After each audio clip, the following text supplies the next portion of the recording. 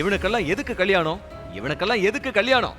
திடீரென மணமேடையில் நடந்த சரவெடி, மணமகனை வெளுத்து வாங்கிய பொதுமக்கள். என்ன நடந்தது? வாங்க விரிவா பார்க்கலாம்.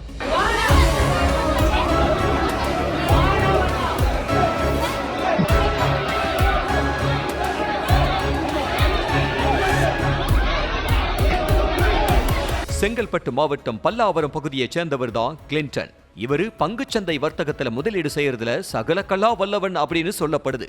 இத வச்சு பல்லாவரம் பகுதியில இவருக்கு தெரிஞ்சவங்க கிட்ட எல்லாம் உங்க பணத்தை என் கிட்ட கொடுங்க, நான் அதை டபுள் ஆக்குறேன் அப்படின்னு ஆசை வார்த்தை சொல்லி இருக்காரு. இத நம்பி பல்லாவரம் பகுதியைச் சேர்ந்த மோகனப்பிரியா அப்படிங்கிற பெண் இவர்கிட்ட 75 லட்சத்தை கொடுத்திருக்காங்க. இவரும் இத பங்குச்சந்தையில பல மடங்கு லாபம் ஈட்டி தர்றதா சொல்லி பணத்தை பங்குச்சந்தையில முதலீடு செய்ததா சொல்லப்படுது.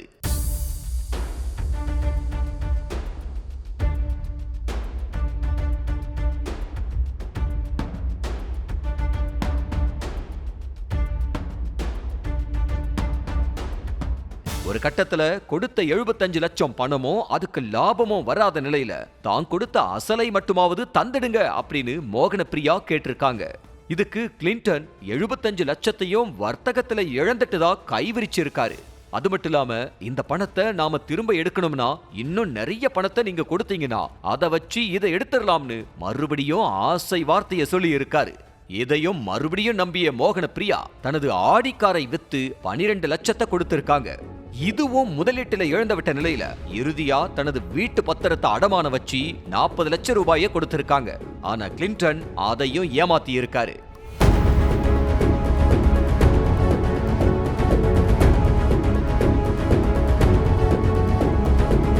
இந்த நிலையில பலத்த கோபமடைஞ்ச மோகனப்பிரியா பல்லாவரம் குற்றப்பிரிவு காவல் ஆய்வாளர்கிட்ட புகார் அளிச்சிருக்காங்க.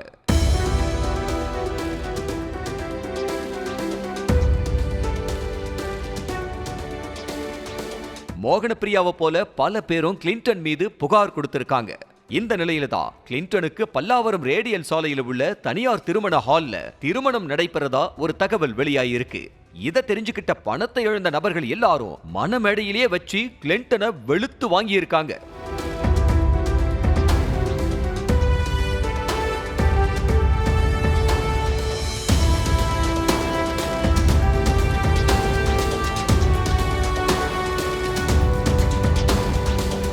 இதுல ரத்த காயமடைஞ்ச கிளின்டனை குரோம்பேட்டை அரசு மருத்துவமனைக்கு அனுப்பி இருக்காங்க. இந்த சம்பவம் பொதுமக்கள் மத்தியில அதிர்ச்சியையும் குழப்பத்தையும் ஏற்படுத்தியிருக்கு என்பது குறிப்பிடத்தக்கது.